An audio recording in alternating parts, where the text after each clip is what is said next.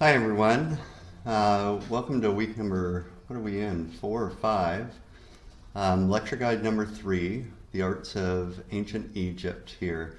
I'm really excited to be talking to you about this. Usually this is the point in the class where people have a little bit of knowledge or at least know something about Egypt, and I'm able to give you a little bit more info on that subject, which is what I'm prepared to do this week. Hopefully done a little testing. It sounds like the audio is better this week. Hopefully it will remain so. In any case, what you're looking at here on the screen in front of you is a map of the Middle East, including parts of northern Africa, which is of course where Egypt is. So we're moving from the area, if you follow my cursor, where we were last week in Mesopotamia, over to Egypt, and we're talking about roughly the same time period here that we would have been talking about last week. Many of the characteristics of Egypt are quite similar to those of Mesopotamia. However, there are a few big differences. One of the big differences is that Egypt was a bit more protected and a bit more powerful, frankly, as a nation, and so you don't get the successive changes in cultures that you do in Mesopotamia. While Egypt, of course, will wax and wane as a powerful nation, it's never taken over until the time, frankly, of Greece and then later Rome. And so we have a pretty consistent culture all the way through. If you look again at the map of Egypt, you'll notice a couple of things that are worth kind of pointing out right off the bat. If you start looking at some of these names over here, these are all the big names that will turn up in today's lecture. So the area that is further upstream of the Nile, up here in Hierakonpolis, the Valley of the Kings and Queens, Karnak, Thebes, Luxor, Del El Bahri, these are called Upper Egypt. So it's further south in a way on Egypt, which according to this map, it's worth saying because it can be confusing. It's up the Nile, but on the map it looks like it's down. As you move further downstream on the Nile, towards the Nile Delta down here in Alexandria and Rosetta, you get what is known as Lower Egypt, and the main cities here are Giza, where the Great Pyramids are, Saqqara, where we'll see some monuments, and just keep that in mind. So Egypt in the Neolithic Age, starting around 5000 BCE, begins to organize itself as a society based upon the same ideas we saw in other areas. Like Mesopotamia, Egypt is a culture that is centered around the Nile River. Just as Mesopotamia was centered around the Tigris and the Euphrates, for the same reason. It's the life-giving force of the water that allows for a society to develop further and larger by cultivating crops and animals, making use of that water through irrigation to fertilize areas around the Nile banks that otherwise wouldn't be as productive.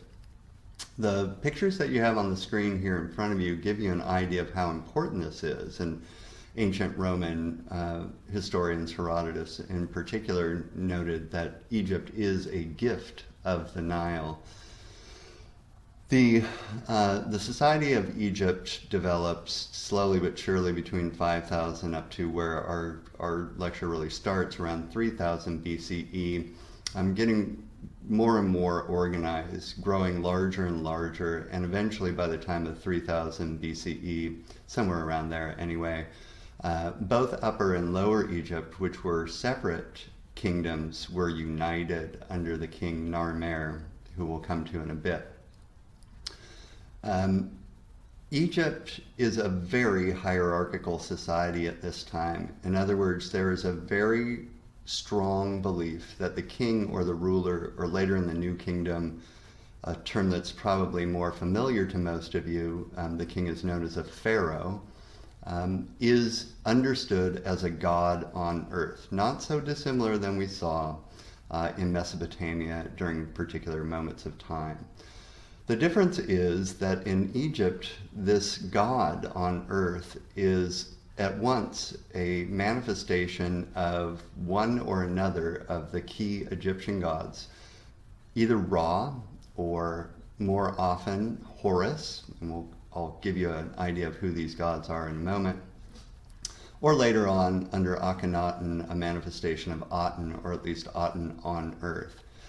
So he is a civic leader, but he is also a god on earth, and he's got a very important role to play on earth, which has to do with the Egyptian concept of Ma'at, which in your textbook is explained as truth and goodness and so forth, but really a more accurate translation of this term is cosmic balancing, bringing together a balance that is needed in the world in order to ensure a productive community and life.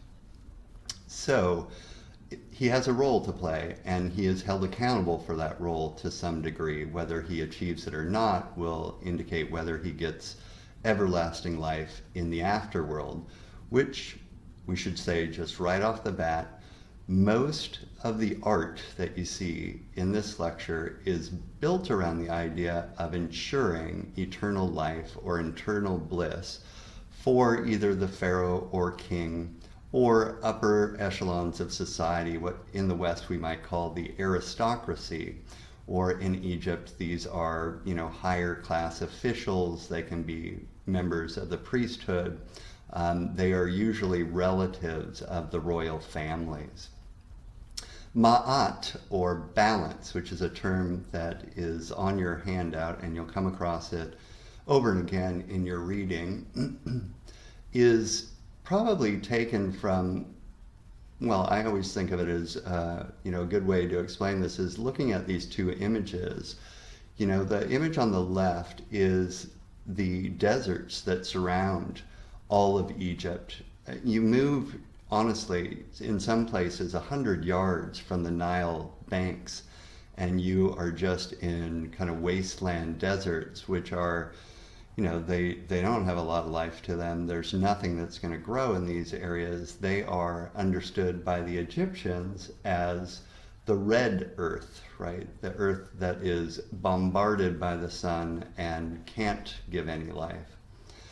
Right around the Nile, however, in some places this can go on for a mile from the Nile, but in other cases, as I said, it's a very kind of short swath of land that is, beautifully luxurious and completely fecund, like that image you see on the right here.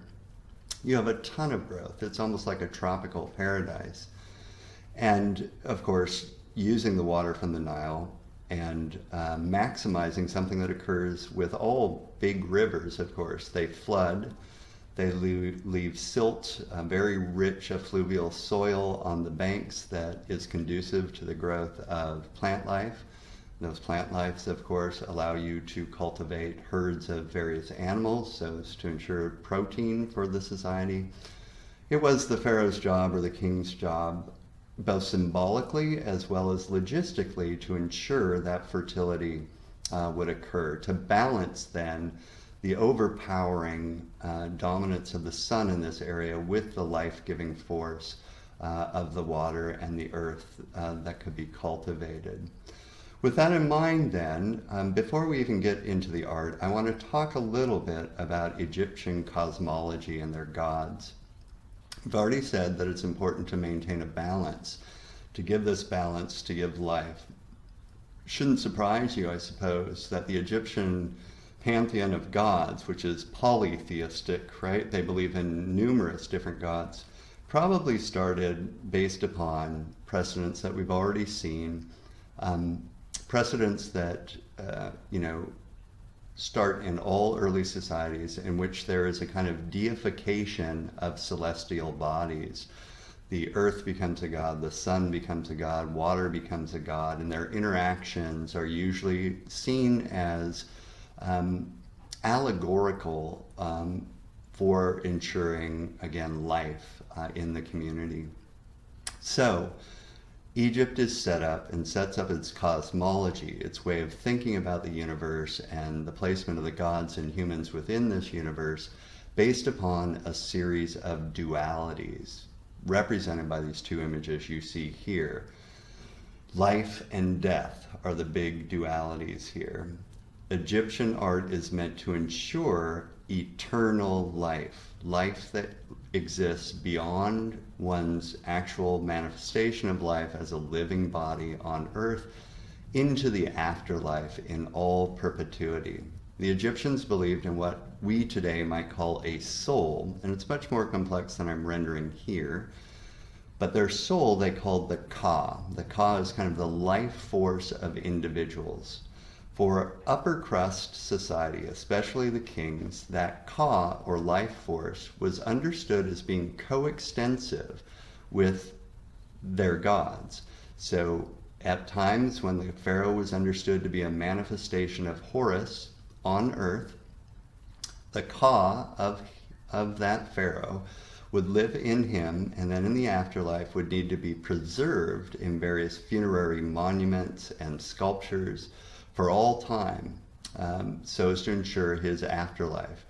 It was also, though, important to protect that Ka, because that Ka, or spiritual life force, was also Horus, that needed to be manifested in later kings, later lineages of Egyptian rulers.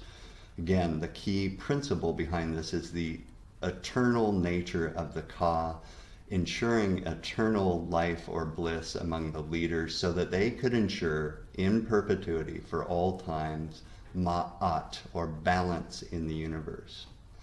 Some of the dualities when it comes to the gods are, for instance, and these are listed on your handout, the Egyptians believed in a sky god named Geb, who, along with Ra, the sun god, the overarching sun god, who, by the way, had many different manifestations, kind of subtitles to him, would basically impregnate Mother Earth, or the earth god Nut. Nut, then, is a personification of, in a sense, the feminine in the world, while the sun god and the sky god, Geb, are manifestations of the masculine. So we have a couple of other binaries or dualities, male and female, right? The force of the sun and the sky and the force of the earth that need to work together in order to ensure life. Another major duality is the differentiation between two of the key gods in Egyptian society. One, the major god, Osiris, who is the god of the underworld, but their underworld isn't our hell, right? Their underworld is, it's also a heaven. It's something that is the eternal manifestation of the Ka. And his brother, and by the way, Osiris represents order, ma'at, all things being balanced.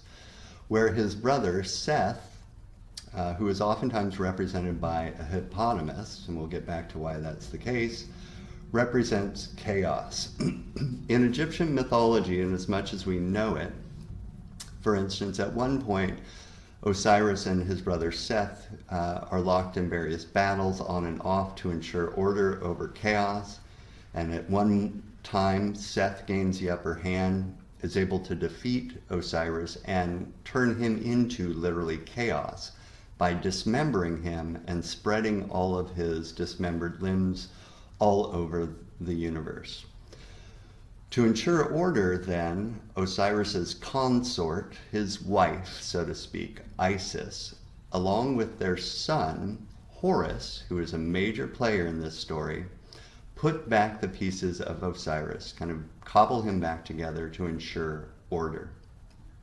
Some other dualities are, they believe in the red land, meaning the desert, and the black land, the effluvial soils that are rich and give form to life around the Nile. And they have, of course, these ideas of other gods in place. Some of these, and we'll pick these up as we go along, Ra is the father god of all things. Ra is the sun. Isis is the consort of Osiris. Osiris is the major god. Horus is their son. Horus is a manifestation, or rather the kings or pharaohs are manifestations of Horus and his Ka on earth. Seth is the brother of Osiris, who represents chaos.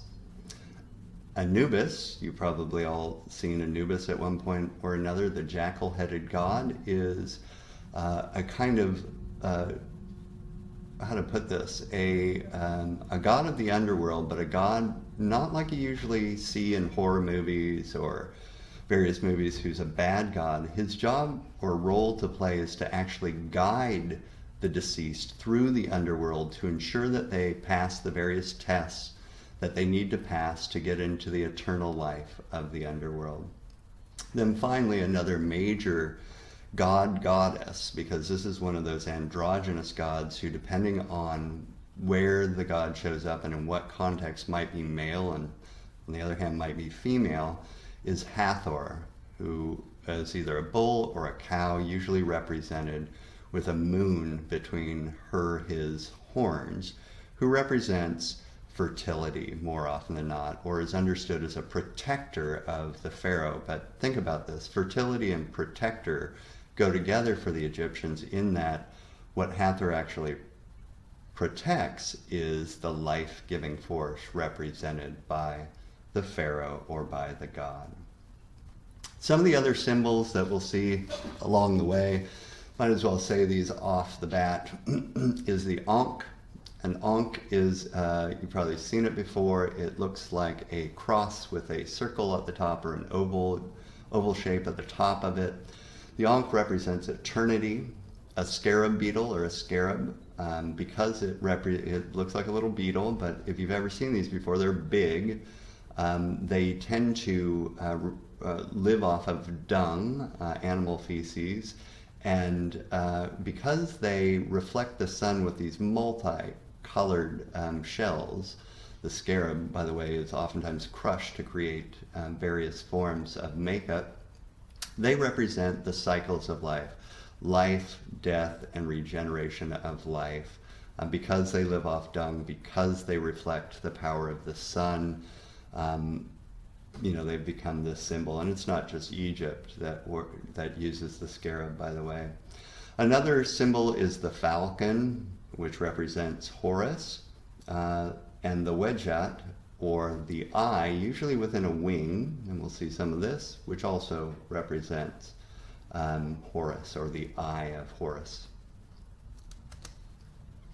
So I flipped this map upside down, don't get disconcerted. This is just to show you that going up the Nile, you get Upper Egypt, and when you go down the Nile towards Lower Egypt, where you can see in this map, especially before the Aswan Dam was put in way up the Nile River to block off and help kind of moderate the flooding that occurs on the Nile, which occurred in the middle of the 20th century. The lower delta of the Nile, that river spread out quite massively over the course of, thousands of years, and that entire lower area of Egypt is very, very fertile.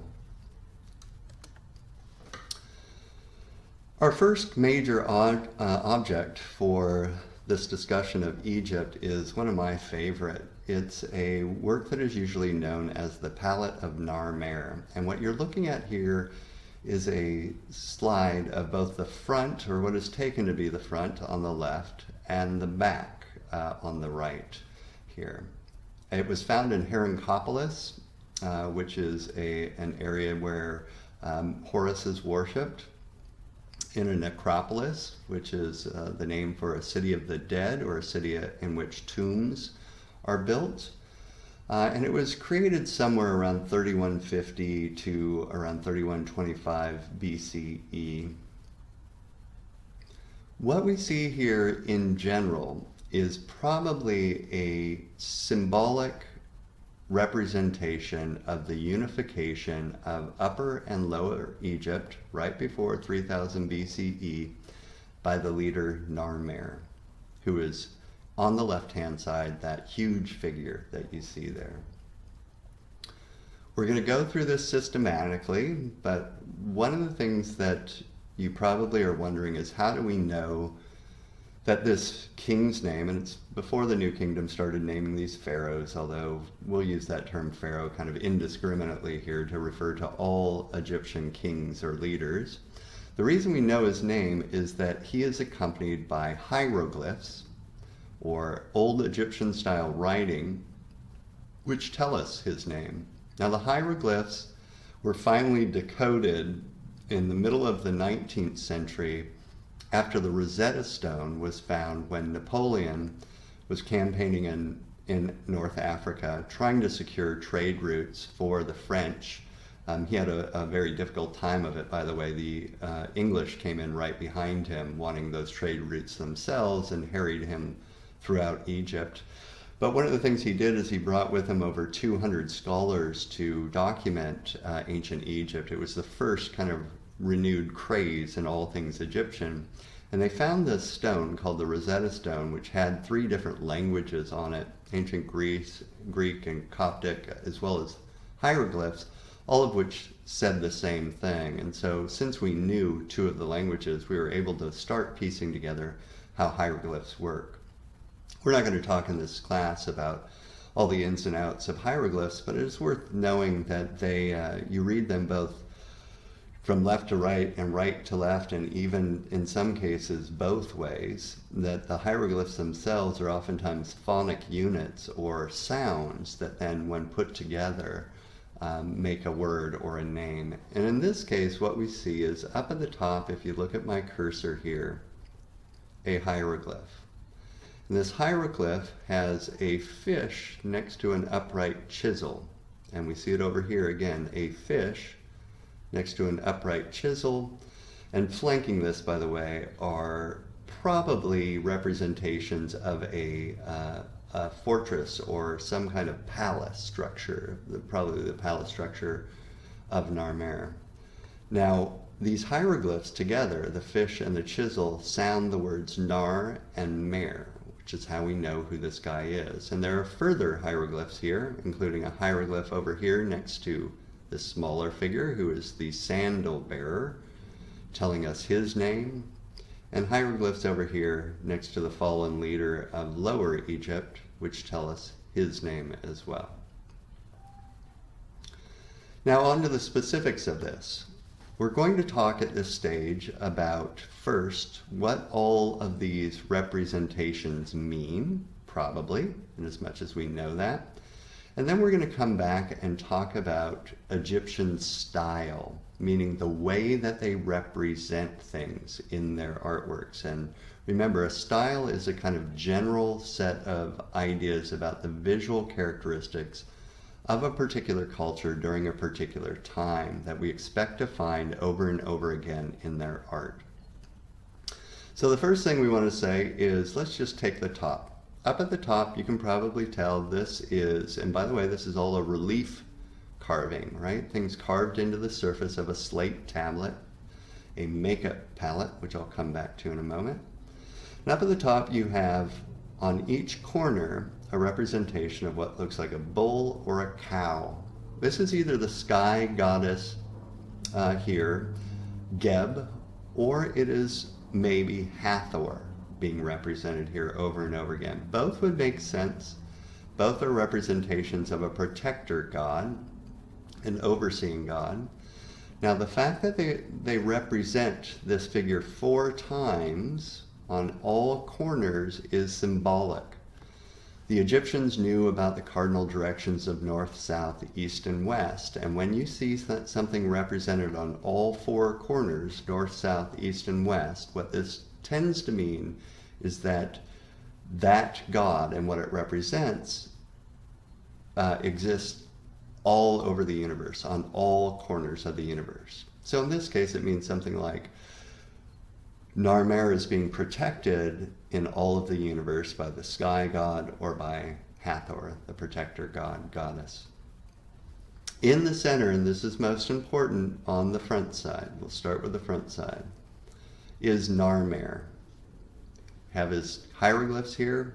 Now let's talk about what he is wearing.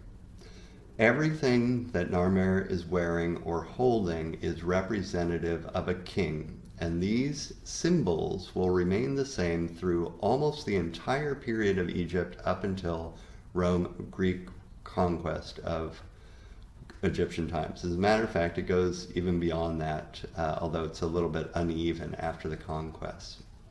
The first thing is this thing that he's wearing on his head here, on the left-hand side, which looks a little bit like a bowling pin, which is the way I usually remember it, is the white crown. And the white crown is a representation of the kingship or crown of Upper Egypt. On his face, this is not a real beard, probably. These are oftentimes affixed to the face. A false beard is a symbol of a king, as are the mace in his hand, which is a symbol of a king. The kilt or skirt that he's wearing is symbolic of king or upper class people. You notice that others don't wear that kilt, do they? They wear some kind of loinclothish thing. And then the false bull's tail that hangs down behind his back is also symbolic of kingship. Behind him is the Sandal Bearer. The Sandal Bearer probably holds in his hand some kind of jar of oil. He holds Narmer's sandals in his hand to show you or to emphasize that Narmer is not wearing shoes. Now the book interprets this or says that means he's standing on holy ground, which is true, but that's adoption of ideas that come out of Christian symbology. What we might say instead is that what is meant when someone is standing without shoes on is that something sacred, ceremonial, very important is taking place in the picture. It's a way to emphasize that. Now it's not hard to tell that this man that he is holding by the hair, who is represented by his hieroglyphic name over here, has been defeated by Narmer, is it? It's pretty kind of straightforward, pretty easy to read there. What gets a little bit more difficult to read is this oddness over here. That oddness of the falcon and the figure that looks like a head that is somehow affixed to a stone out of which grow some type of plant life is easy to understand once we know the symbolism of Egypt, which remains constant. Remember I said before that the king is a manifestation of Horus on earth, and the falcon is the symbol of Horus.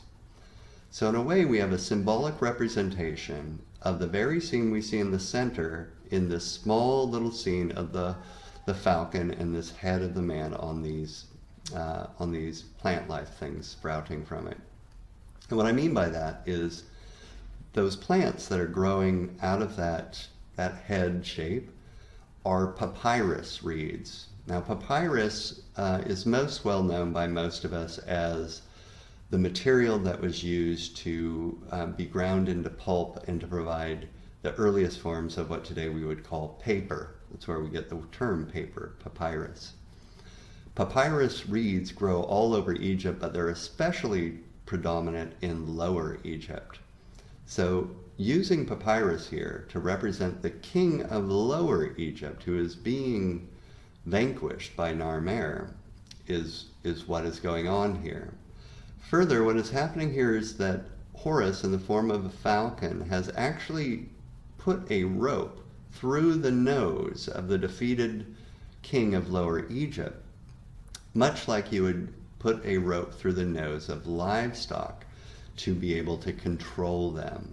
And so this is a symbol of Horus gaining control over Lower Egypt, and by extension, the manifestation of Horus on earth, Narmer, gaining control over Lower Egypt.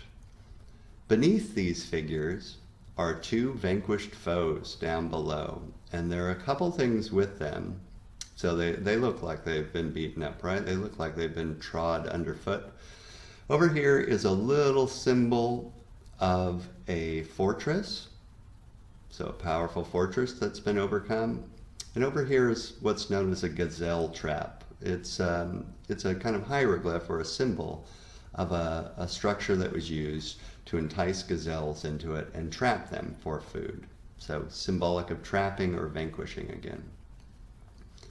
If we move over to the other side now, to the right-hand side or the back side of the palette of Narmer, once again we see the two sky god or Hathor figures at the top and the hieroglyph of Narmer's name. We again see the Sandal Bearer here with his hieroglyph. And now we see Narmer again. And we know it's Narmer because there's the fish and there's the chisel associated with him. Although in this case, Narmer is wearing a different crown. That crown with a little curlicue that sticks out of the top of it up here is the red crown of Lower Egypt. So it's as if it's saying he has taken off in both crowns now. On one side he has Upper Egypt, on the other side he has Lower Egypt crown. He rules both areas. In front of him is probably an important administrator or general. In front of them are standard bearers. Some of you know this in military culture, with a lot of kind of ceremonial processions, and we do this in the United States as well. In the olden days, people would carry standards or flags or poles topped with various symbols, speaking of the various exploits of their great leaders, and that's what they represent, although we don't know what these standards were meant to say. Next to them, things get really odd or graphic. What we have here are all the vanquished soldiers that Narmer has beaten, who are lying down with their heads chopped off, and those heads have been placed between their legs, and they're all naked. Now both of those things, heads being chopped off, being stripped naked, are ways to show submission of foes. Actually cutting off their heads here, turning them into chaos, ensures that they won't return in the afterlife or in a next life in order to come back and defeat you. Below that are two felines with their necks intertwined here, being controlled by these two figures off to each side.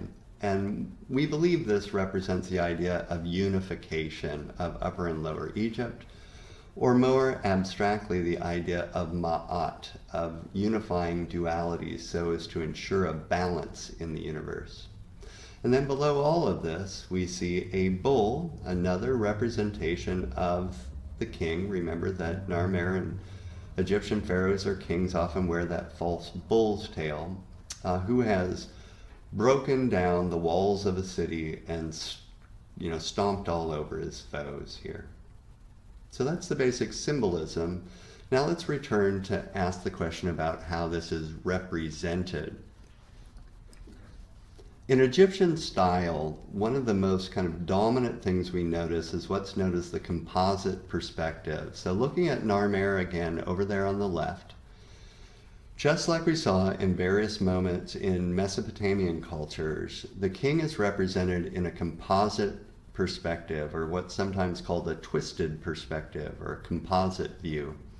His head is in profile, his eye is straight on, his shoulders are straight on, but his hips are once again in profile, and it looks again like he's got two right or two left feet. This is probably the easiest way to give the most information about a figure that you can. They are not interested in Egypt in representing actual likenesses here. It doesn't matter that this doesn't look accurate to what a real human being looks like. It's the idea that matters, the enduring idea or concept of a leader that is being represented here. So only the essential information is being given to us. All the symbols we said, symbols of his power or his musculature, are shown in the arms and in the calves or shins down below. A little bit of indication of quadricep muscles up here above the thighs and so forth.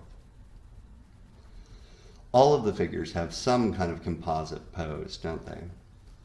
The second stylistic in especially early Egyptian relief sculpture is that they use, once again, registers, like we saw in various parts of Mesopotamian culture.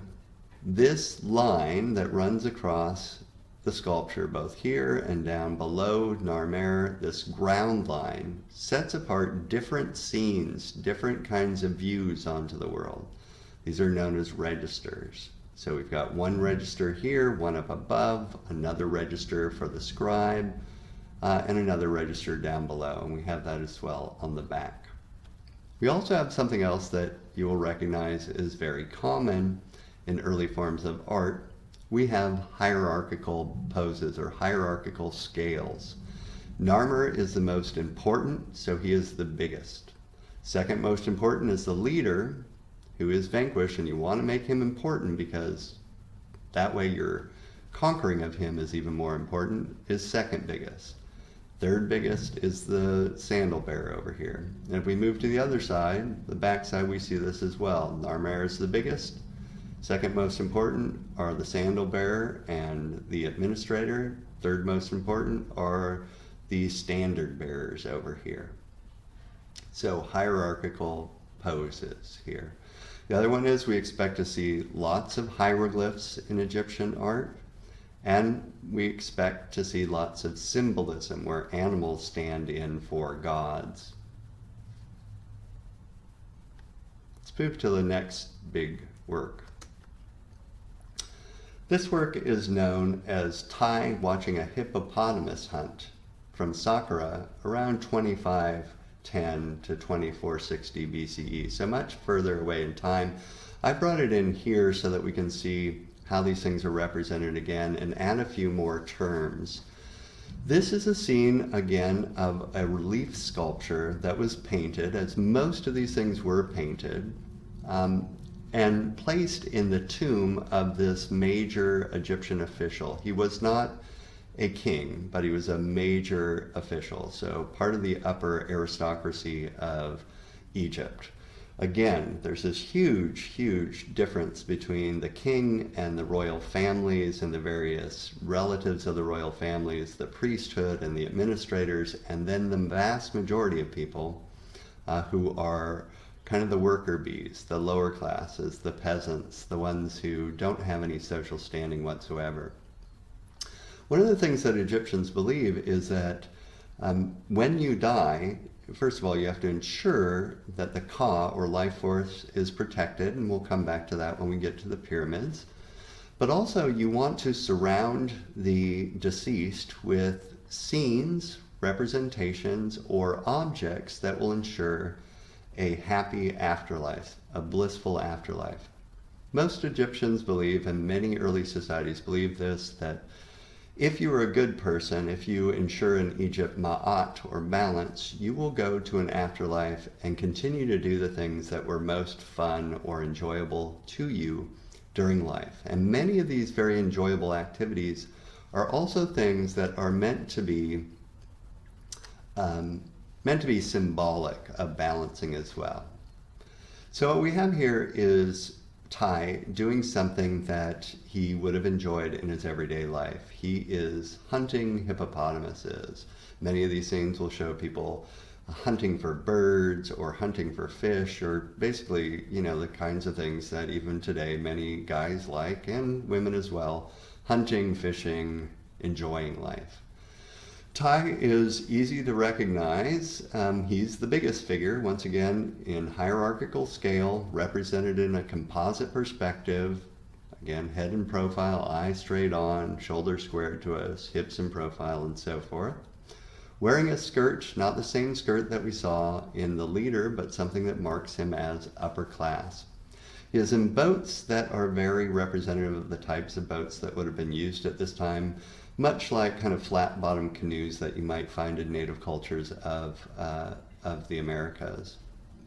He's not doing much other than directing his hunters to stab these hippopotami who are down below him.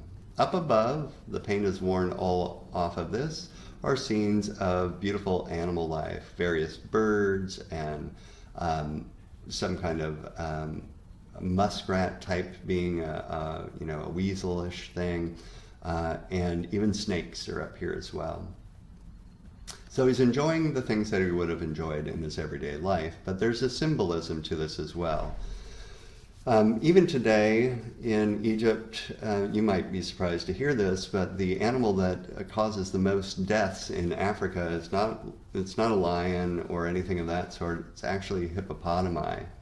Hippopotamuses are in Egypt symbolic of chaos or symbolic of death. And so the symbolism here is that he's hunting hippopotamuses or hippopotami in order to ensure order, in order to ensure ma'at. He's depleting their numbers so that they won't create too much chaos in the world. I wanted to add another thing to our discussion of the representation of figures. This is a new term for you, but it's one that you will become familiar with. In Egypt, as in Rome and in Greece and many other cultures from this point forward, human figures, particularly important human figures, are oftentimes created using what's known as a canon of proportions. On the right-hand side of these two facing images, you see a canon of proportions, which is basically just using a module, a basic unit of measurement, in order to generate the proportions of the figure here. Remember, they're not interested in likeness, they're interested in a kind of ideal or abstract idea of humans, and they want that idea to be timeless, to be eternal. And one of the ways that they ensure this is by representing humans according to standard canons of proportions or standard metrical units. The Egyptians were very big on measurement. They had to be.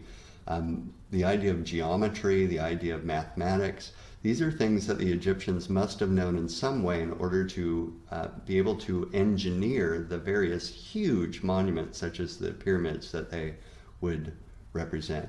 In this canon proportions hands too, you see something that has fallen out over here. The painting has come off, but it's an Ankh, a symbol of eternity. So remember, the idea of eternity, the idea of the human, is much more important than an accurate representation of the likeness. It's also, of course, probably built around the idea that if you create the perfect human form, he's more likely to be a manifestation of the gods who are also conceived as perfect. So even Narmer is created out of a canon of proportions. Most Egyptian sculptures or representations, whether they be painted or relief carvings, are using a canon of proportions to generate that human body, which is why they all look roughly the same. Here are those figures hunting for the hippopotami. Notice that they're a lot more realistic, a lot more naturalistic. In other words, you have a little bit of protuberance of the body. They're not represented so much in composite form. They're all nude, which shows that they're lower class here.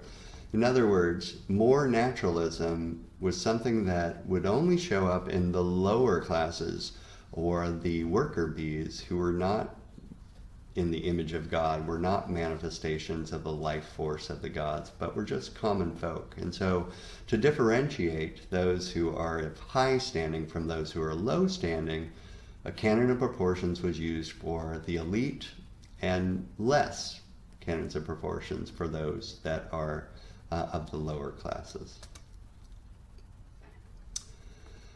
So, of course, one of the most kind of ubiquitous, famous images of the Egyptians are their pyramids. And I thought I'd start us off here just very briefly with a representation of how these pyramids probably started. What you're looking at here on the screen is the stepped pyramid and funerary complex, because these pyramids are always accompanied by huge funerary complexes, places for the priesthood to continue to administer to the deceased who were buried either underneath these pyramids or in proximity to them.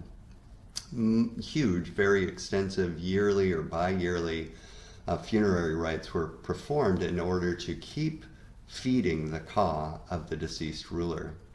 In this case, the stepped pyramid of King Djoser as he's known, or DJOSER, is being shown. It was created, we think, by the architect and mathematician Imhotep, IMHOTEP,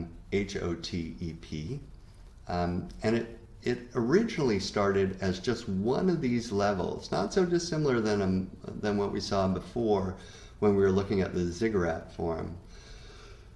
And then it was built upon one after another of these mud-baked bricks that construct the entire edifice. One of these levels, just a giant trapezoid shape, is what is known as a mastaba. And those were the earliest forms of funerary monuments. So in this case, what Imhotep has actually done is he's basically stacked one mastaba on another over the course of many, many years, moving in height from about 26 feet about here up to over 200 feet at the top and the end, in order to create this form of the pyramid. We'll come back to the symbolism of the pyramid later on, but here we can say that not unlike what we saw in the ziggurat form, these different levels are probably thought of as being steps towards the sky god or towards Ra, an ascendance towards the gods, in other words. And underneath this was his tomb. If you look at a schematic of what's called a profile or a cross-section of this architecture, you see how the pyramid started as a mastaba, this black shape down here below, and then was built upon over the course of many, many years, first to create a smaller step pyramid, and then built on again to make it even bigger. Underneath the entire thing is a shaft, and down below a burial chamber. Now we guess, because we only have a few intact burials from Egyptian time, they were all plundered in antiquity, all the stuff taken out of them, except for things, the most dominant being the burial of King Tutankhamen, which we'll get to in a moment. But we believe that these areas would have carried the body of the deceased that would have been mummified. We'll come back to mummification in a bit, along with various sculptures, objects that would have ensured a happy afterlife, and things that would have ensured that these kings or rulers actually got into the afterlife itself. So here's another image of this.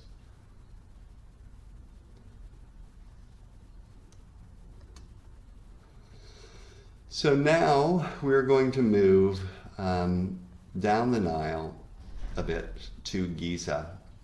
And though the step pyramid of King Djoser is not on the west-hand side of the Nile, it becomes common for all of the burial activities to occur on the west-hand side of the Nile until the New Kingdom period.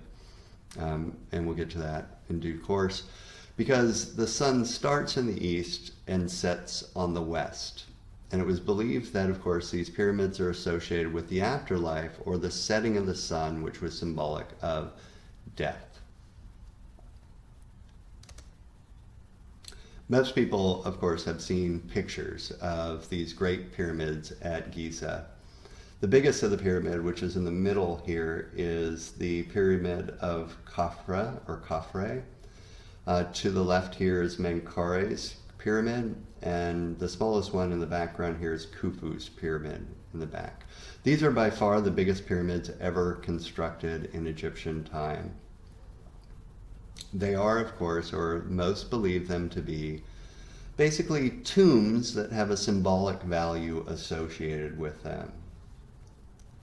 So the first thing to say about these, before we get to questions about building construction and how these operated, is why a pyramidal form? Why did they pick the pyramid as their major kind of tomb structure? And the answer is, first of all, that these probably originally started as things that mimic the shape of mountains, which are, of course, the highest forms in this world, the closest thing to the sky and the gods. They are also incredibly permanent looking shapes, right? They don't look like they're going anywhere. Don't look like they can tip over in any way.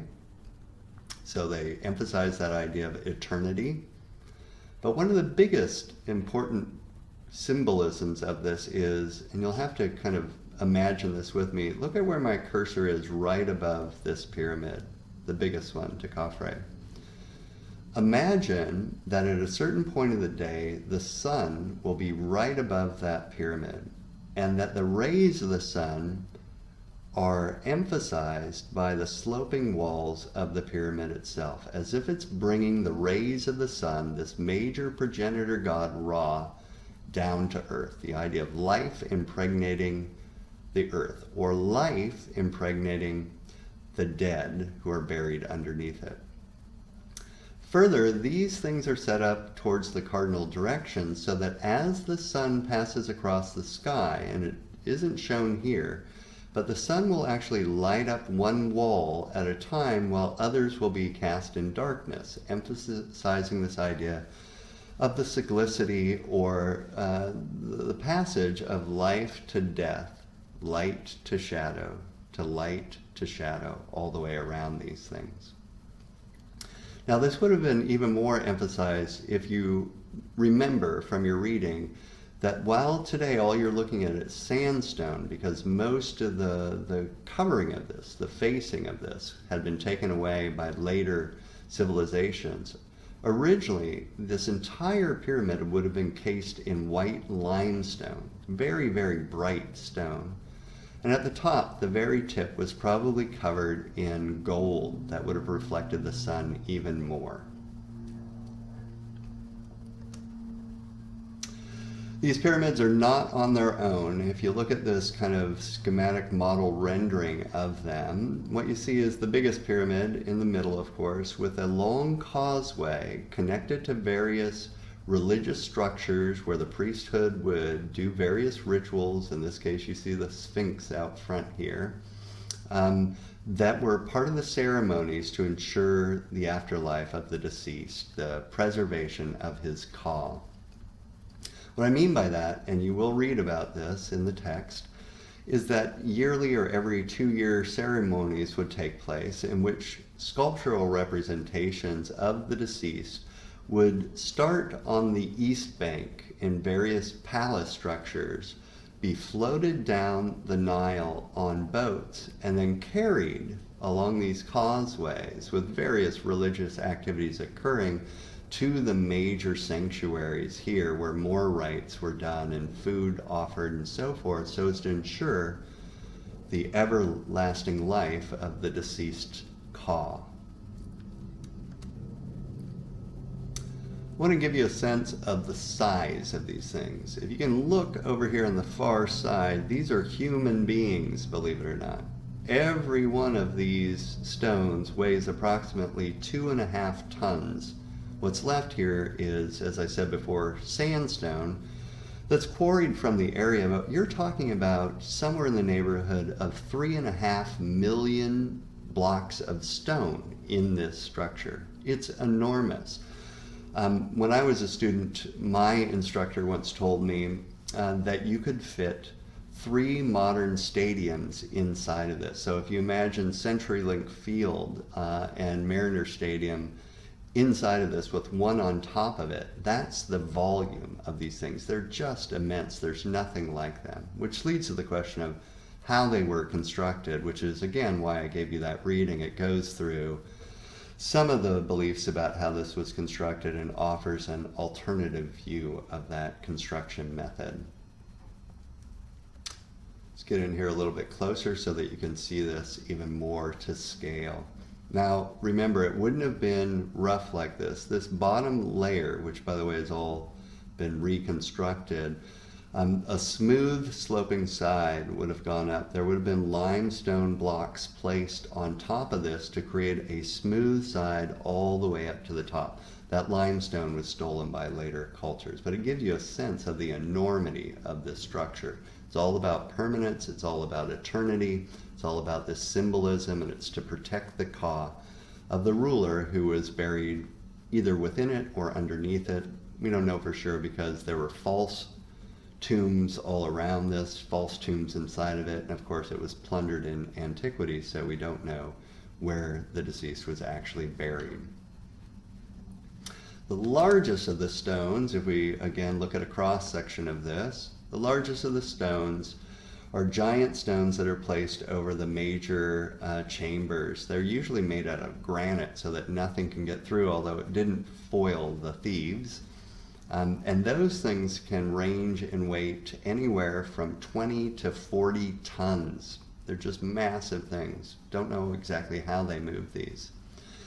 Within the structure itself, there are these things that are usually known as air shafts. They're little places cut through the stone, and they're not as big as it looks like here, that gain some access to the outside, or at least right up to the level that was covered over with limestone. And the belief about these is that either this was supposed to allow the spirit of the dead to go out of the structure and intermingle with the gods, or to allow the gods to come into the structure itself. But we don't really know. The king's chambers, it's called, is probably the place where in Khafre's pyramid the burial actually was, dead center. Because you have this big open area, you need something to relieve all of the weight of the stone up above it. And so a series of what are called relieving blocks, or very light pumice stone, was placed over the top of this with a triangular stone at the top to push the thrust of the weight off to the sides. And then down below, the so-called queen's chamber, we don't know if it was for the queen or not, but it's a smaller burial chamber. And then beneath the whole thing, a false tomb that was supposed to foil the thieves that they expected to try to get into this, which, as I said before, didn't exactly work. So again, another view of these incredible structures.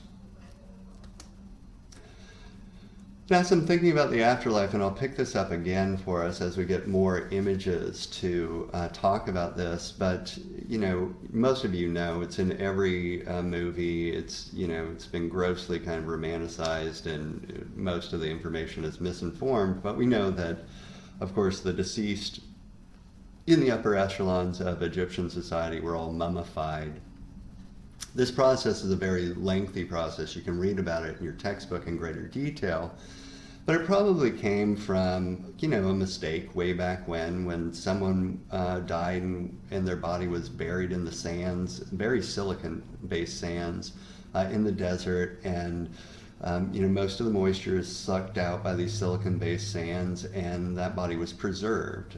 But then they figured out that they could extract what are called natron salts from you know, natural occurring salt from the silica-based sands, and mix that with water and immerse the body in these sands so as to suck all of the moisture out of the body in order to preserve it. Of course, before you did that, you did the basic things.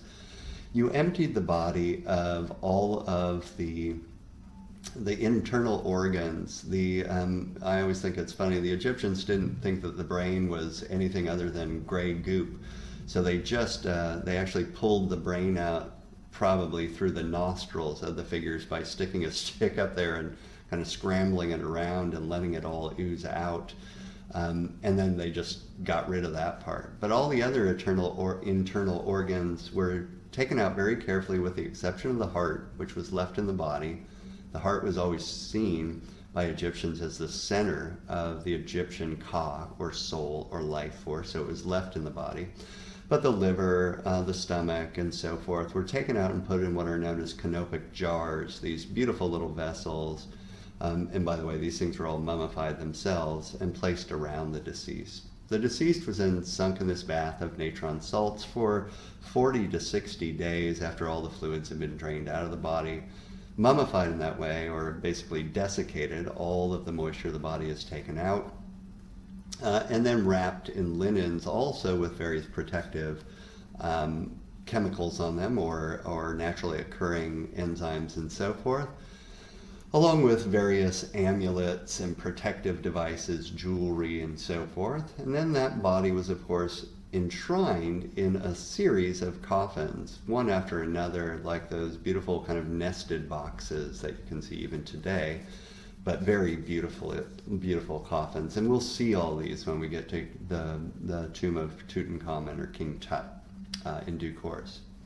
Out in front of, most famously, out in front of Khafre's temple, and it's not even sure that this went with Khafre, it could have gone with Khufu, latest interpretations have it, is the famous Sphinx. The Sphinx was sculpted out of the sandstone of the area. This is actually a quarry that would have been used to quarry out some of the sandstone that would have constructed these giant pyramids in the background, and then was faced with probably either Khafre or Khufu's head on the top of a lion.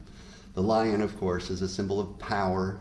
The Sphinx is one of those chimeric figures that associates the pharaoh with this powerful leader, and this is one of the most famous of these, of course.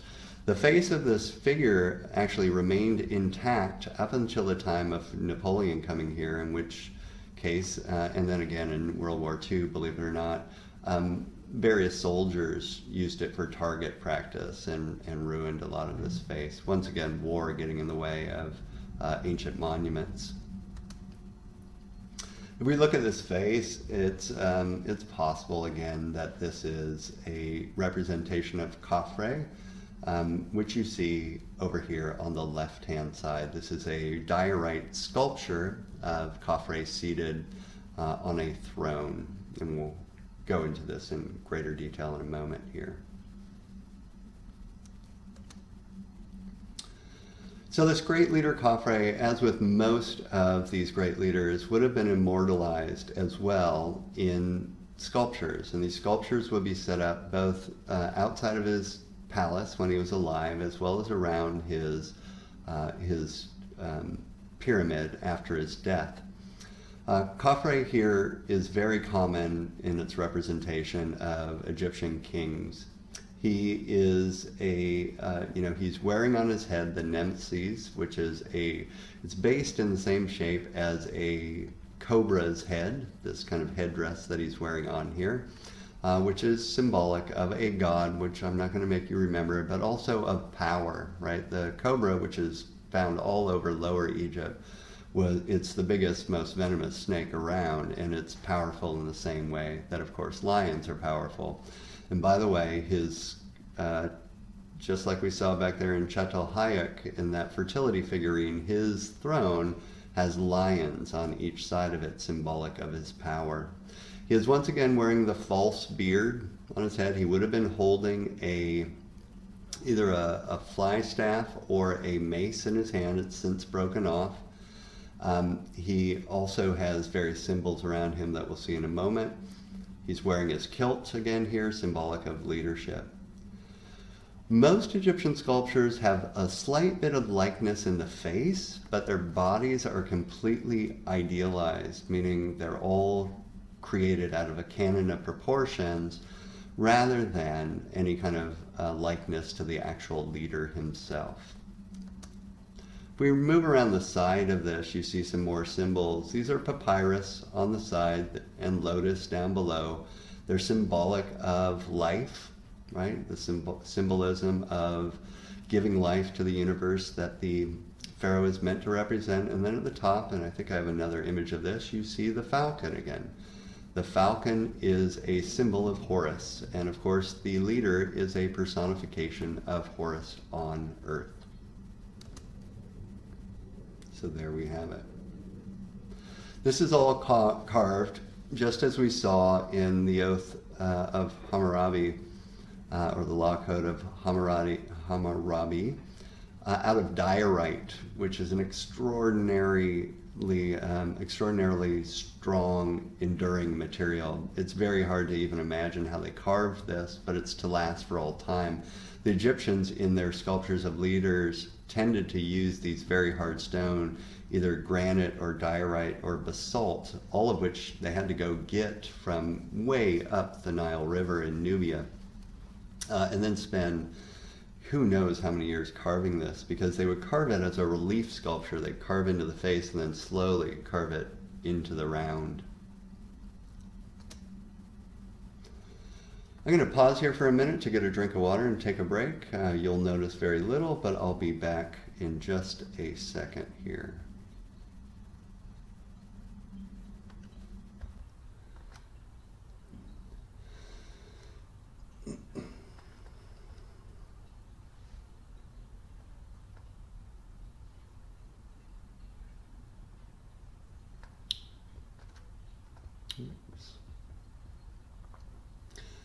So I wanted to show you then a representation of another leader, now along with his queen here.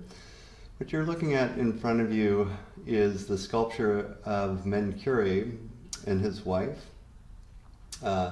Khamene'tep, from around 2515 BCE. Again, it partakes of many of the standard representations of masculinity or a king in Egyptian times.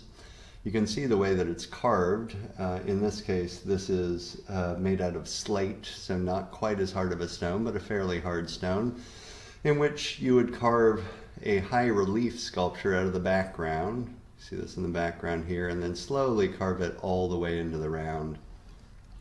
The face, which I'll show you a close-up of in a minute, shows a little bit of individual characteristics, while the body is once again an idealized male. Unlike Greek sculptures, which we'll see in a couple of weeks, these are very, very standard and very kind of stable forms. They don't look like they're going to do much moving. There is a sense of movement in that one foot is put in front of the others, but they're not very lifelike, very different than what we see in Greek times. So let's talk about what is being represented here and just kind of review some ideas. Number one, he's got all of the kind of characteristics of a leader. He's got all the symbolism. He's got the Nemes headdress here, mimicking the shape of a cobra. He's got the false beard on his face here. He's wearing, again, the kilt form. If it had been carved all the way around, you would see a bull's tail in the back. He holds in his hand two symbols of, again, maces or some kind of powerful, and again, these weren't used. It's not like this is a warrior king. He has other people do this for him, but it's symbolic of his might. His body is made out of a standard canon of proportions, which, again, will remain the same all the way through the Egyptian period. But you see some differences between him and his wife here on the other side, what is emphasized about her. What we're witnessing here is, again, a symbolism of a kind of perfect balancing of two dual principles, the masculine and the feminine, represented by the great leader and his wife.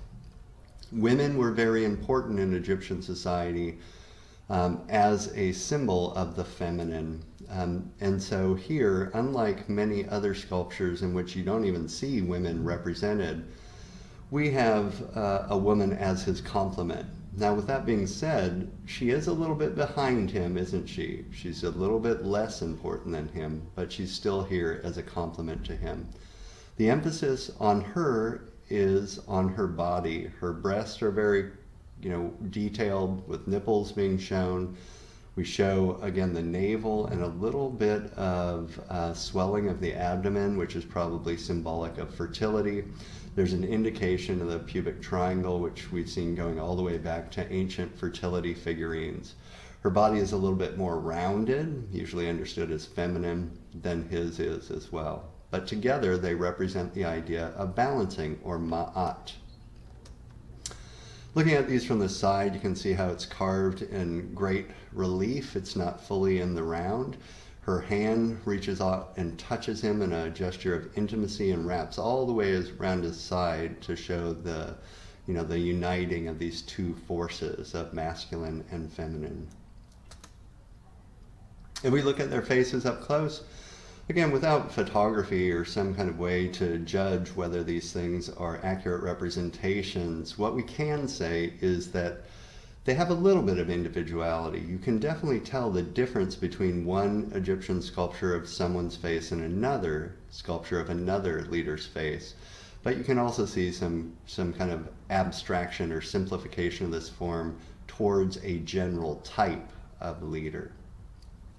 So again, if we were to look at 5 or 6 different sculptures of a male form, there would be minor differences between them, which we usually take to be the little bit of individuality shown, and the same with the female form. Minor differences, but partaking of a type. Almond eyes, pure, perfect symmetry of the face and so forth, but with little indications of individuality in them. For me, one of the most interesting components of Egyptian art, and there are literally tens of thousands of these about, are what are known as books of the dead, which are written primarily on papyrus scrolls, meaning that they're, that you're seeing one little section of this. This is the Book of the Dead of Hunefer, and Hunefer was not a leader, but an upper-level Egyptian in society here. The Books of the Dead, besides being scrawled on papyrus scrolls, were also carved in relief on various tombs. That's where we always find these things, because what their purpose was, and what they show you, is the series of rituals and judgments, kind of trials, that the deceased would have to undergo in order to get into the world of the afterlife, to ensure his eternity as, in the Egyptian form of the afterlife. And so we're going to go through this systematically here. Number one, what you're looking at is what is called a simultaneous narrative. A simultaneous narrative is, and we've seen some of this before when we were looking at the standard of and other things, is a scene that takes place in the same visual space of various movements in time. So we see Hunefer here, far off to the left, and then we see him again over here in the middle of this scene, and then we see him up here above as well. So another way to put this is, instead of showing 3 or 4 different scrolls, they're all put in one visual space, and we call that a simultaneous narrative. All the stylistics remain the same. We've got composite perspective of the figures. We've got hierarchical scale of figures. We've got canons of proportions and so forth. We've got registers, or a ground plane down below and up above, things that we expect to find in Egyptian art. So let's go through this very systematically. All Egyptians believe that once you passed into the afterlife, you would be guided through the underworld by Anubis, the Jackal-Headed God, who we see over here on the left-hand side for the first time. He's not a bad guy, which is one of the gross kinds of misconceptualizations of Anubis by Western cultures. He's actually your protector in the afterlife. He's the one who guides you through this series of trials that you have to go through in order to gain admittance to the afterlife. So here we have Anubis. He's always going to have a jackal head. He's associated with the underworld. Think of carrion eaters or scavengers like jackals being associated with the dead, because that's what they do. They eat the dead. But in this case, he's not eating you. He's guiding you by the hand. And in the first instance, what he guides you to is the weighing of the soul, or the weighing of the heart, which we see over here on one end of the scale in a canopic jar. The heart has been placed in this canopic jar, and on these great scales is being weighed against another symbol over here, a little feather. The feather is a symbol of Ma'at, and Ma'at is also represented at the top of this scale up here as another feather.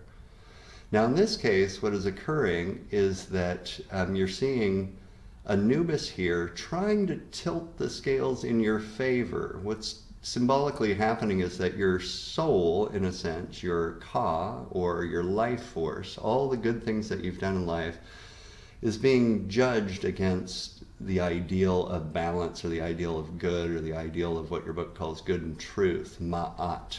And if your soul is attains this balance with Ma'at, that's one of the tests, big tests, that you have to pass through. Over here, you've got a god that was greatly feared. He's a god that represents the devourer of souls. His name is Amnut in most renditions of Egyptian mythology anyway.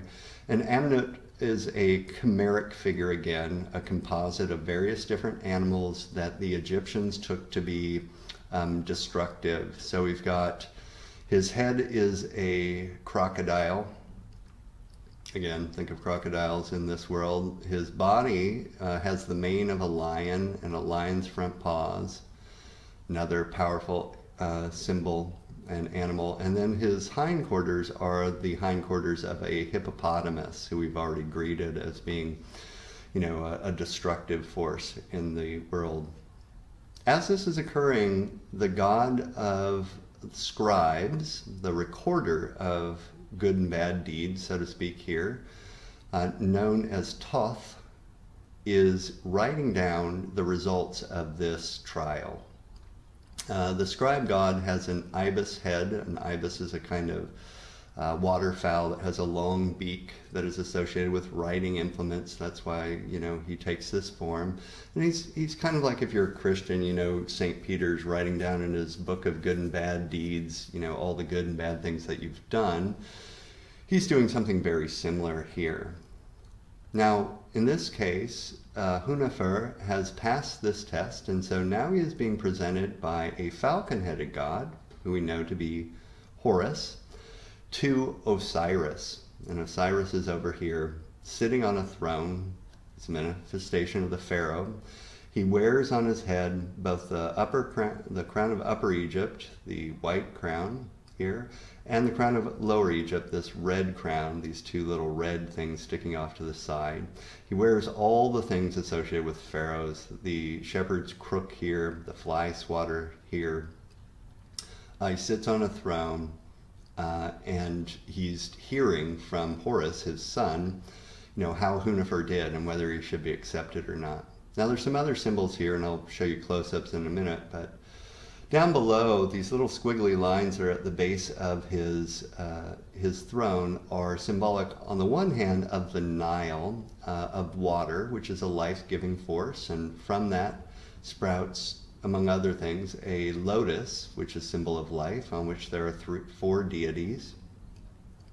But that water, or these little squiggly lines, are probably also representative of again, natron salts, which are used for embalming or mummification of bodies. So it's symbolic of preserving the body, which is essential. You have to preserve that body because the body itself is the house of the soul. And if that body is destroyed in one way or another, which is why it's so carefully preserved and protected by both the tombs as well as the numerous caskets, the Ka is untethered. It won't have a home to go back to. So you have to protect that there. Then behind him are his consorts, Isis and Nephthys. You don't need to know these goddesses for our purposes here. And then up above this again, you have the symbol of Osiris that we talked about before. This is the Wedjat, or the Eye of Osiris, as a falcon carrying in another feather, a symbol of Ma'at. This is as if to say, yes, he has passed this test. Yes, Hunefer has kept a good life preserving Ma'at.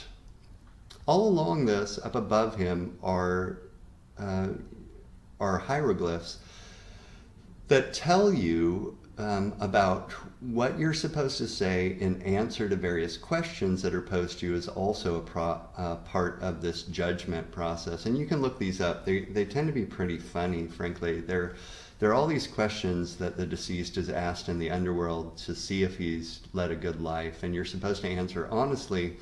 But you get the sense that these hieroglyphs are there to remind you of what's coming when it comes to questions. And they're things like, did you preserve Ma'at? And your answer is always yes. Did you, did you do your duty? Yes, and so forth. Once this is all passed, then up above you see Hunefer again being accepted by the deities of the underworld, all represented by their names and hieroglyphs up above, so that he can have a never-lasting life. Right in the front, of course, is a symbol of Horus with a symbol of Ra, a sun, over top of it. The other major symbol you see all the way through here is the Ankh, Remember, the Ankh is a symbol of eternity, and it's everywhere to be found in this. So let's look at a couple of close-ups here. So again, Hunnefer being led to the weighing of the soul against the heart, and you know, the gods that are shown in this.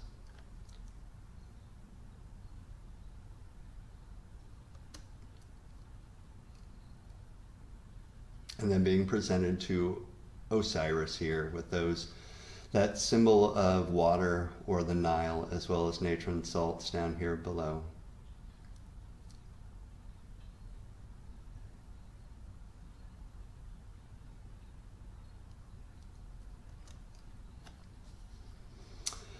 So now we're going to move down to Beni Hasan for just a moment to look at some of the rock-cut tombs that are placed here, and then move to the Temple of Hatshepsut, which is in Del El Bahri, which is back up here on the west-hand side. At a certain moment in time, and we're not going to go into all the specifics of this, Egyptians, fearing more and more grave robbing, started to protect their tombs better by carving them directly into the rock cliffs that are around the Nile. And Beni Hasan is the first place that this occurred, so I'm just going to show you that very briefly. You know, in a way, it's easier to protect these things because they're off in the distance, they're into the tomb or into the rock itself, and then they would be covered up in many cases or protected by walls so that grave robbers couldn't get into these things. So this is the tomb of Beni Hasan, one of the first of these rock-cut tombs. And inside these tombs as well, you see this over and again. They're beautifully decorated with relief carvings that are richly painted with naturally occurring pigments. And what we see here is something kind of like Ty at the Hippopotamus Hunt. You see scenes of the deceased doing the things that they would love to do in their everyday lives for all eternity to ensure that they would have this happiness in their afterlife. One of the most kind of glorious complexes of the rock-cut tombs is a tomb that was devoted to one of the very few female leaders in Egyptian times. I mean, most of us know about Cleopatra, who doesn't enter our story. She's too late in time. But a couple moments in time, most prominently with this queen, a woman ascended to the throne of Egypt. And this queen, Hatshepsut, and you're looking at her funerary complex here in Del El Bahri, came to the throne because she was, her husband died. She was ruling together with him to some degree. He decreed that she should be the regent for their young son, who was not of age to rule yet. So she ruled with the help of a vast administration for about 10 years or so. And then she co-ruled with her son for the rest of her life. And, you know, this was not without its difficulties, I'm sure, but it was accepted during its time. And then when she was buried in one of these rock-cut tombs that is just quite extraordinary visually. So I just wanted to show you primarily some of these pictures. So this is it from up above, looking at these tombs. Again, these ramps, which were lined with various trees that are symbolic of the various areas that she conquered, as well as Sphinx figures, would lead you up higher and higher towards the gods and into the temple itself. And remember, this is all administrated by very complex rituals that were meant to ensure a good afterlife and the preservation of the Ka of Hatshepsut.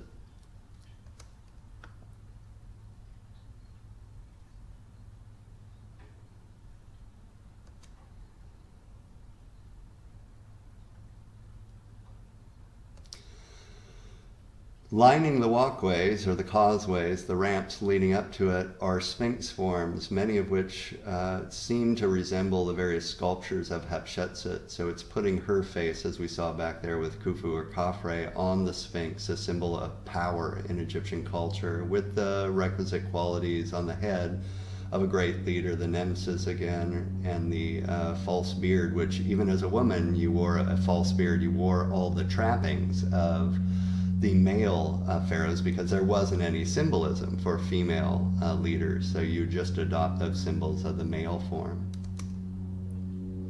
you have these great, huge sculptures, and the face has been, carved off of this, of Hatshepsut flanking the entryways to the funerary temple itself. Her temple, too, went along with the temple of her son, Menenhotep II, a temple of Thutmose III as well, another of her family, a chapel of Hathor, the protector god, goddess here. And then you see her funerary temple over here, the biggest, and you see some of these sphinxes that lined this down below. On the exterior of the temple of Hathor, you see a representation of Hathor, the protector god, goddess. In this case, it's a cow with large horns, which has on its head the crown of Lower Egypt, licking the hand of Hatshepsut, who again wears all the trappings of a male pharaoh here. These are all carved in a different type of relief carving. I don't know if you can tell it from this picture, but the other relief carving carves the background away and allows the positive image of the sculpture to stand out in front of the rock. This was easily defaced. In other words, if a later leader came along from a different ancestry, they might carve your image off of rocks. And she wasn't the first to do this, but it gets going around this time that they started doing what's called sunken relief, where you carve and leave the background here, but you carve into the rock the actual outline of the figures that you want to show, because it's much more difficult to just erase this if it's a sunken relief. Behind this, you see another representation of Anubis here. All of these things have to do with ensuring a good afterlife. So Ankhs all along the bottom here as well. And of course, various hieroglyphs talking about her exploits, what she's done to preserve Ma'at in her life and reign. Inside the temple, once again, lots of sunken relief sculptures with various hieroglyphs and pictures that show her living the good life, right? Living the good life and reigning supreme over Egypt during her life. Here we see again, another manifestation, believe it or not, of Hathor, now not as a cow, but as a goddess. On her head, you see the sun disk. Anytime you see this round form that is red, it is the sun, a representation of Ra. Remember, Hathor is a symbol of fertility and protection. It may or may not, it's been so defaced that it's hard to tell if this is meant to also be a manifestation of Hatshepsut herself, and facing her is Anubis on the other side. These are scenes on the exterior of the temple walls itself that basically are visual representations of her conquering of various realms, including areas up the Nile. So you see her soldiers on these boats, the various things that they've taken in conquest, including minerals and gold, and in this case, various plants that are symbolic representations of the areas that she conquered. Hathor again. In this case, you see why she's a symbol of fertility. Someone is literally drinking directly out of her udder here. And you probably recognize this if those of you know the company Novo Nordisk. They stole this symbol from of the circle between the horns of a cow from the Egyptians. Many things, of course, were stolen. Look at your dollar bill, for instance, and look at the symbol of the pyramid with the eye above it and the sun sprouting rays out of that. That all comes out of the symbology, of course, of Horus and the Wedjat. And then some sculptures of Hatshepsut. Again, very kind of standard poses. Again, canons of proportions for the body. In this case, idealized female forms. And we've seen this before in Camera Nepti. These are the figures that also line the exterior of this, thought to be representations of Hatshepsut, in this case, putting on all the trappings of the male kings or pharaohs. In her hands are canopic jars that would have held, they don't, they're symbolic, but in real life would have held the various bodily organs that would have been buried in this temple, or we believe they were.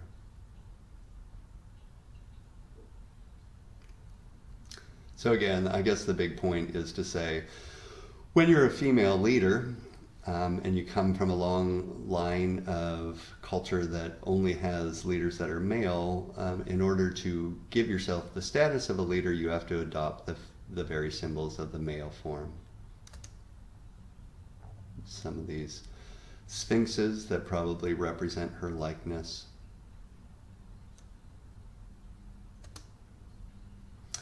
Now things really shift quite a bit, a little bit later on, when we get to the period known as the Armona Revolution, Armona period.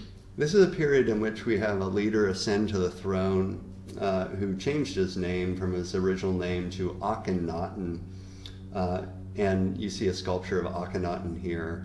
Now, right off the bat, you should notice some things really changed in the representation of ideal leaders, and this has everything to do with this man. He was not a great conquering warrior. As a matter of fact, he seems to have wanted to protect his reign by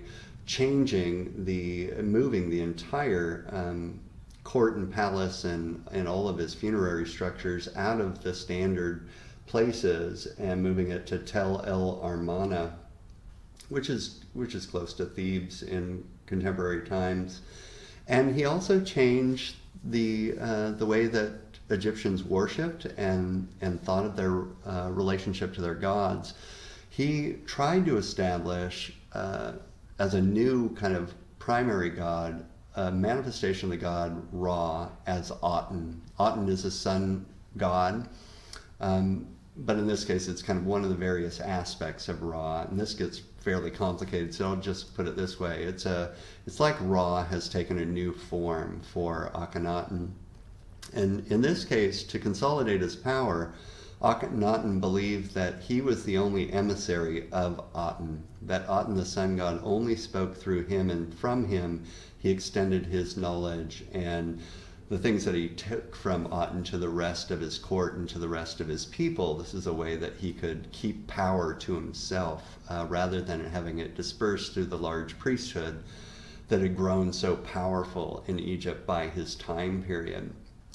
One of the ways this changes visual art is that you see him paying a lot more attention to the idiosyncrasies of how he looked himself. We don't know why this is the case. Many people have posited the idea that he suffered for some kind of congenital disease or muscular problems. He clearly looks different than anything you've seen before, with very, very elongated face, large lips, almost a feminine looking form with a protruding abdomen and wide hips and so forth.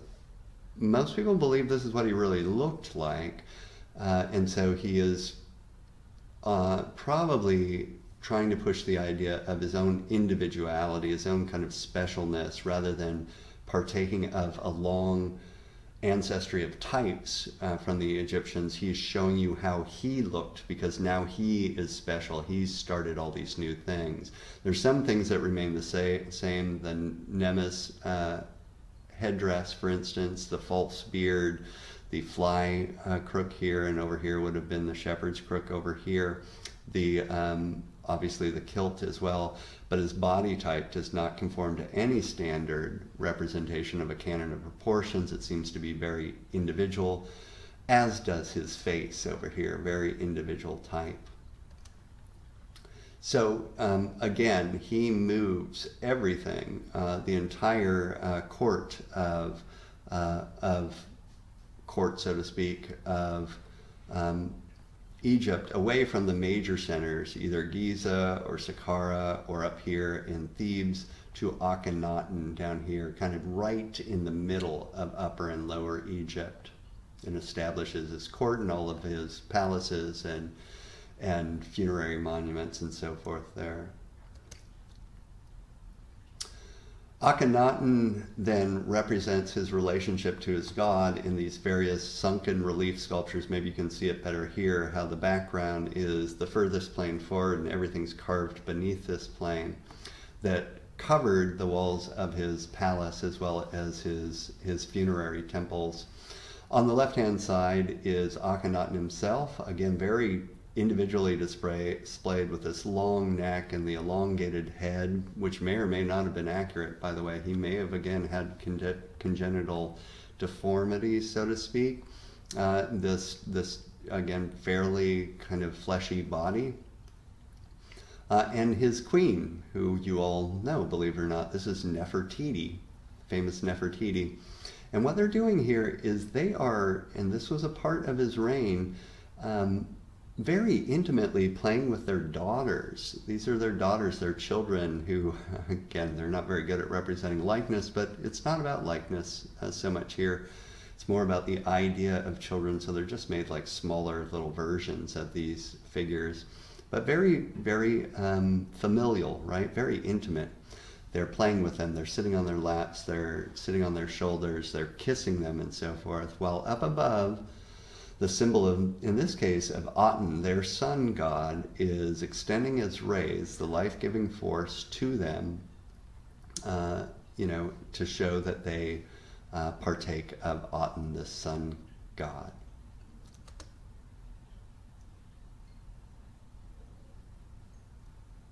There's nothing like this in Egypt, and it only lasts for 30 years or so before his reign ends and the powers that be reestablish themselves, but it's quite an interesting period.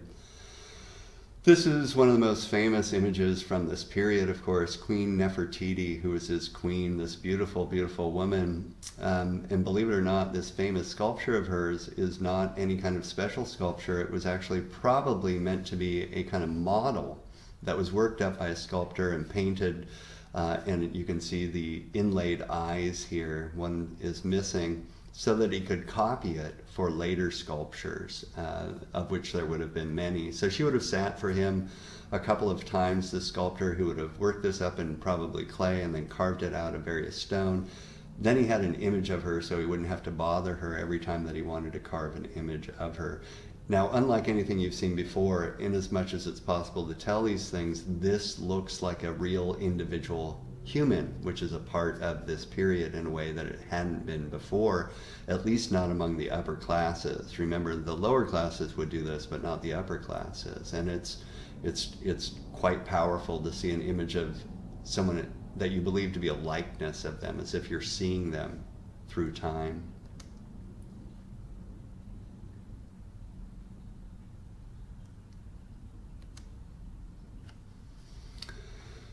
Most of you, although not all, I'm sure, are too old to remember when King Tut's display went on tour of the United States in the mid-1970s, which created a huge furor of Egyptian renewed interest in Egypt during its time period. If you don't know, King Tut's tomb was actually found in the 1920s, and it's the only tomb that we found up until recent times, and it's a very small one that remained intact. So we have a really good sense from King Tut's tomb of what these funerary tombs look like and what was included in them and so forth. Now, King Tut was I think he was the grandson of Akhenaten, and when he came to power, which was just for a very brief time as a very young king, the Egyptian power structure was trying to reestablish its hold on Egypt and return things away from the Armona Revolution back to its original state of affairs with the original pantheon of gods, and get rid of all those things that Akhenaten had put in place. So what you're going to see here, I guess I want to say, kind of to frame this, is objects and pictures of the tomb that are tiny. This was a tiny, tiny, relatively unimportant leader compared to all the leaders we've seen before. So if you imagine that with all the other leaders we've seen, there would have been much, much more stuff associated with their tombs. You'll get a sense of how monumental these tombs would have been. This is like Queen Nefertiti, one of these kind of modeling sculptures that would have been used in order to create other sculptures from it for King Tut's or King Tutankhamun's sculptures. When the tomb was found, and you're barely seeing, scratching the surface of this, one of the things that is most powerful for everyone to kind of wrap their minds around is the way that this body was protected. It's in a kind of rock-cut tomb, fairly small tomb behind, carved in the rock. And the caskets were the thing that caught everyone's attention. These caskets, there are 3 major caskets all nestled inside one another like little nesting boxes, and you're just seeing 2 of them here. This is the internal casket, which is, most of it is almost solid 24 karat gold. So much gold that someone kind of worked this out. There's over, by contemporary standards, over $3 million worth of gold just in this interior casket. And that's not counting all the precious stones that are on this or all the gold that's on the other caskets that went along with this. These caskets also were nestled inside other big rock-cut caskets, 4 of them. And all of this is to preserve that mummified body that's in the interior of all of them, because that is the house of the soul that needs to ensure the Ka, or afterlife, of this great leader for all time. This is the mummified head of King Tutankhamun. So if you wanted to, he doesn't look as good as he did in everyday life, of course, but if you want to get a sense of what he looked like, this is the actual face of Tutankhamun. The burial chambers for the tomb of King Tutankhamun are filled with just about everything you can imagine. Remember, as I said before, the afterlife of all the deceased needed to be kind of blissful. They were accompanied by, and you'll see this the world around, objects that they enjoyed or would have had use for in the afterlife. So you've got like 5 different chariots in here that he might have used to ride around in. You've got different chairs or thrones that he might use. You've got various sculptural objects, in this case feline figures that are associated with protection. You've even got, these things over here are little bundles of various foodstuffs that he might need in the afterlife. And I'm just going to show you a couple of different views of this, all of which were cataloged, of course. So everything you can imagine kind of piled in here. And again, this is a minor king compared to the other ones we've seen so far. This is one of the masks of King Tutankhamun. Again, out of almost entirely 24 karat gold with some lapis lazuli, which is a semi-precious stone, and various other precious stones here. Very, very common, right? We see the Nemes head up above and a cobra here, and another symbol of the afterlife and a god, the vulture over here. Vultures, just like Anubis or jackals, eat the dead, and that's why they're representations of the gods of the dead. He wears the false beard. This is the biggest exterior casket. Again, this was nestled inside, I think, 4 other rock caskets as well to protect it. And then when you open it up, you get this wonderful casket as well. Now, if the body was disturbed in some way, let's say they were thinking ahead about tomb robbers getting in here and taking away parts of the tomb, many times a Ka statue was created either in the same tomb or protected off in a separate antechamber, so that if that body was disturbed in some way, the Ka could find a home in these very, very highly sacred Ka statues that would have been, through various incantations, readied for the Ka coming to them should that body be disturbed. And this is the Ka statue of King Tutankhamun.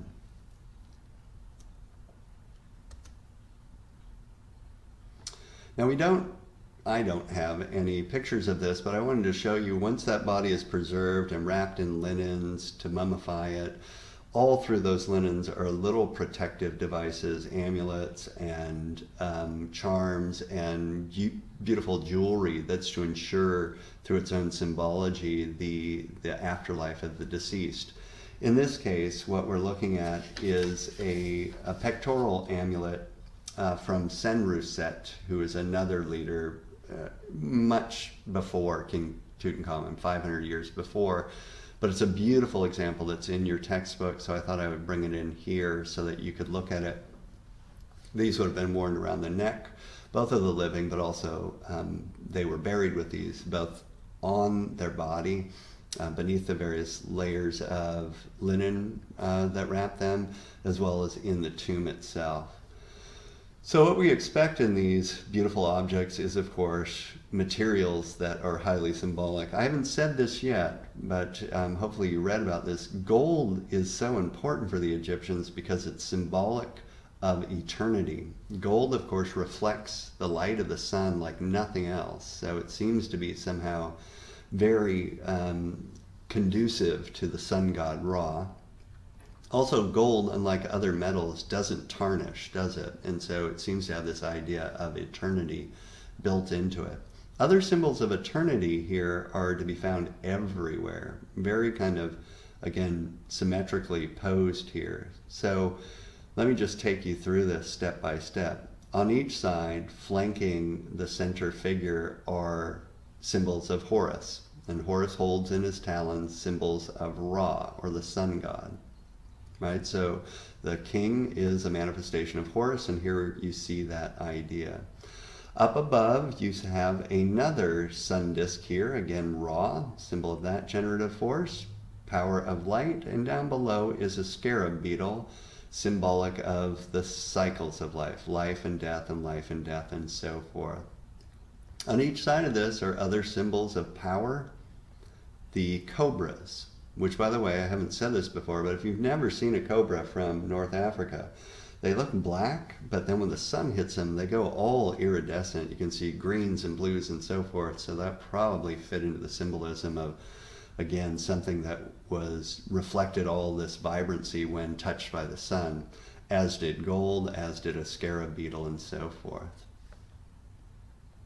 Then down below this, two symbols of Papyrus of Fertility, with Senruset in the middle, again represented in composite pose here, with an a symbol of Horus hanging from his elbow here as well. And then down below, see these little jagged forms. These are symbolic of the Nile as well as natron salts that are again about life, both in terms of the life-giving force of water as well as the idea of preserving the deceased as in the mummified form, so as to create a home for his Ka, or life force.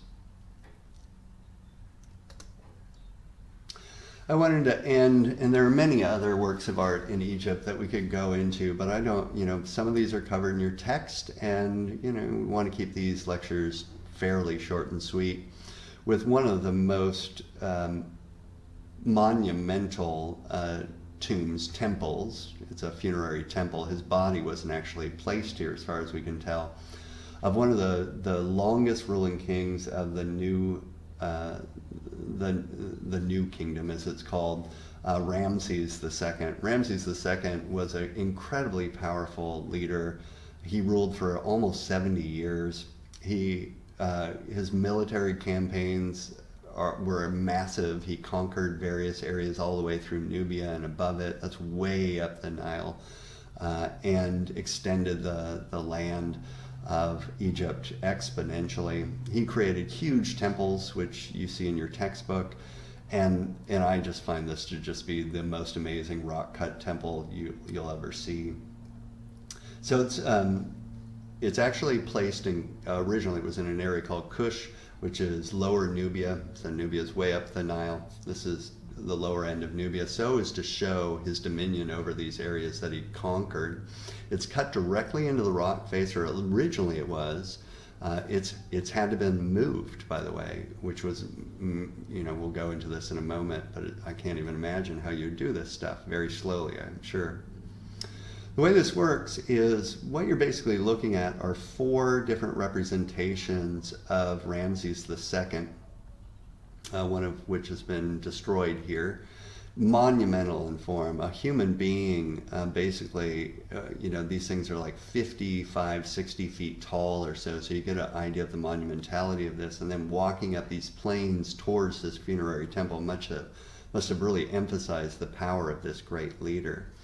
Between his legs and flanking him on each side are members of his royal family, including his favorite consorts, and then also gods are represented in here. Predominantly in the center is Horus. You can probably tell this with a sun disk on his head, being paid homage to by various representations of the priesthood. So we're looking at an area way up here towards Nubia.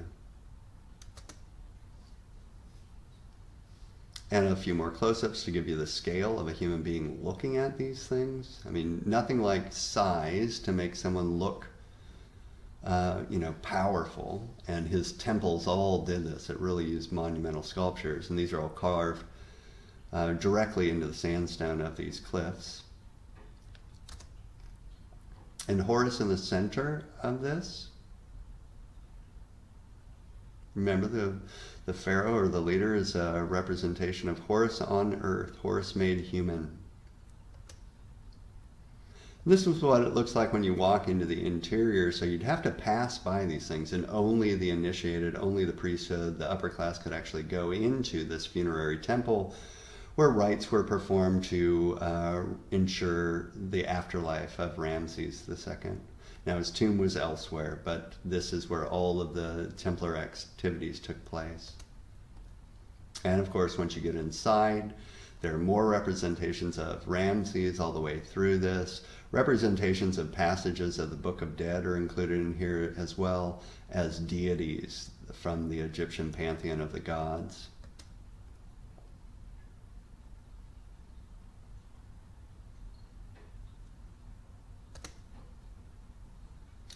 There are, of course, this is, I'm sure everyone knows this, we saw it with Hatshepsut, and if we were looking at more mortuary temples or tombs, we would see more and more of this. The pharaohs represent all of their major victories in these spaces as well, to commemorate them. I mean, art is a way. We saw this in Mesopotamia for a leader to represent his power, his exploits, to be remembered all through time.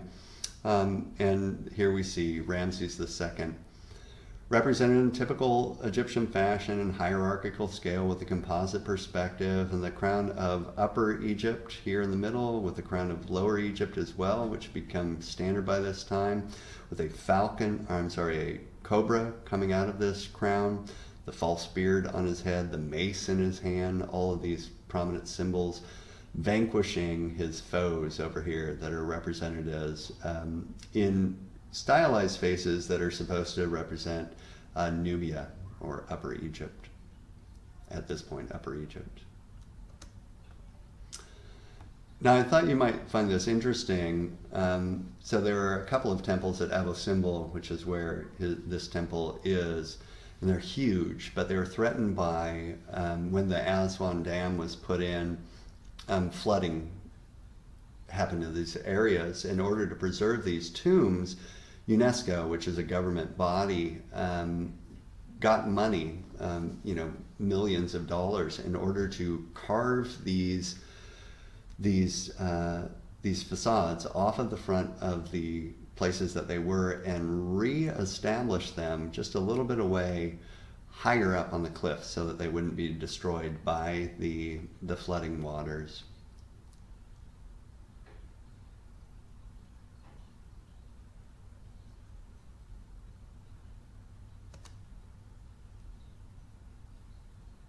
Quite an operation. Well, I hope you've enjoyed this little glimpse of Egypt.